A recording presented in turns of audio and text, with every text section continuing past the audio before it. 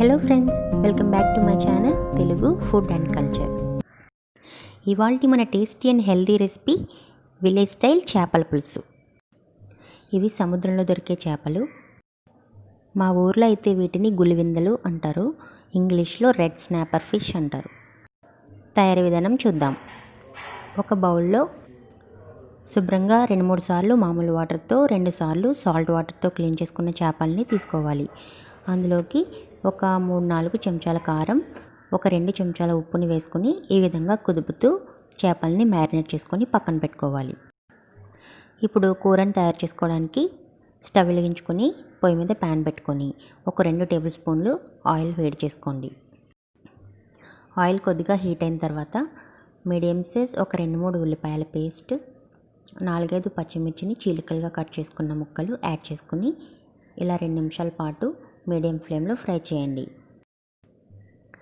తర్వాత ఇందులో కొద్దిగా తాజా కరివేపాకు, సన్నగా తరిగిన కొద్దిగా కొత్తిమీరని యాడ్ చేసుకొని 2 నిమిషాల పాటు మీడియం ఫ్లేమ్లోనే ఫ్రై చేసుకోండి. ఇలా ఉల్లిపాయతో పాటు మనం కొద్దిగా కరివేపాకు, కొత్తిమీరని కూడా యాడ్ చేసుకొని ఫ్రై చేయడం వల్ల ఈ కూరకి చాలా మంచి సువాసన వస్తుందన్నమాట.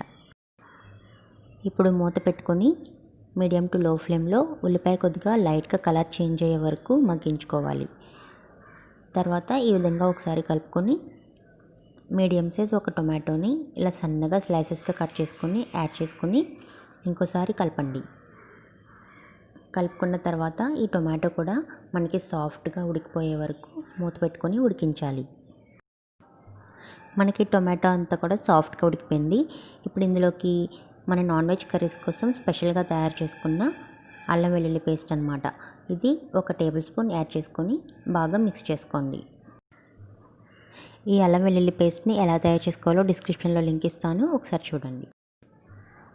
ఇలా 1 నిమిషం పాటు కలుపుకున్న తర్వాత పచ్చివాసన పోయేదాకా మూత పెట్టుకొని ఒక 2 నిమిషాల పాటు లో ఫ్లేమ్లో మగ్గనివ్వండి.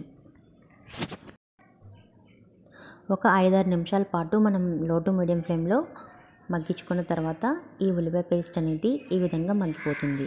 తర్వాత ఇందులోకి మనం మ్యారినేట్ చేసి పెట్టుకున్న ఈ చేప ముక్కల్ని యాడ్ చేసుకొని బాగా మిక్స్ అయ్యేటట్టు ఈ మసాలా మొత్తం చేప ముక్కలతో బాగా కలిసిపోయేటట్టు ఒకసారి కలుపుకున్నాక మూత పెట్టుకొని ఒక 3-4 నిమిషాల దాకా ఉడికించుకోవాలి.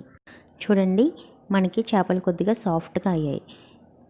ఇప్పుడు ఇందులోకి ఒక మీడియం సైజ్ నిమ్మకాయ సైజ్ అంతా చింతపండుని గోరువెచ్చని నీటిలో నానబెట్టుకొని చిక్కగా పులుసు తీసుకొని యాడ్ చేసుకోవాలి. మనం చేపల పులుసు ఎప్పుడు కూడా మరీ పల్చగా వేసుకోకూడదండి. కొద్దిగా వాటర్ యాడ్ చేసుకొని చింతపండు పులుసు చిక్కగా యాడ్ చేసుకోవాలి. అప్పుడే మనకి ముక్కలు విడిపోకుండా ఉంటాయి. ఇలా పులుసుని యాడ్ చేసుకున్న తర్వాత ముక్కలకి తగలకుండా గరిటెతో నెమ్మదిగా కలుపుకున్నాక మీ కన్సిస్టెన్సీని బట్టి కొద్దిగా వాటర్ని యాడ్ చేసుకొని ఒకసారి ఇలా మిక్స్ చేసుకోవాలి. మూత పెట్టుకొని ఇలా ఆయిల్ పైకి తేలే వరకు మీడియం ఫ్లేమ్లో ఉడికించుకోవాలి. చూడండి, ఇలా మనకి చేప ముక్కలకి బీటలా వస్తే చేప ముక్క బాగా ఉడికిపోయినట్టు. ఇప్పుడు మనం స్టవ్ ఆఫ్ చేసుకుని పైన కొద్దిగా తరిగిన కొత్తిమీరని జల్లుకుని వేడివేడి అన్నంతో సర్వ్ చేసుకుంటే చాలా చాలా టేస్టీగా ఉంటుంది. ఈ స్టైల్లో మీరు చేపల పులుసు ట్రై చేసి చూడండి, చాలా అద్భుతంగా ఉంటుంది టేస్ట్. మీకు ఈ వీడియో కనుక నచ్చితే తప్పకుండా లైక్ చేయండి, మీ ఫ్రెండ్స్ అండ్ రిలేటివ్స్కి షేర్ చేయండి. మరిన్ని టేస్టీ అండ్ సింపుల్ విలేజ్ వంటకాల కోసం మన తెలుగు ఫుడ్ కల్చర్ ఛానల్కి సబ్స్క్రైబ్ చేసుకుని పక్కనే ఉన్న బెల్ ఐకాన్ ప్రెస్ చేయడం మర్చిపోకండి. Thank you for watching.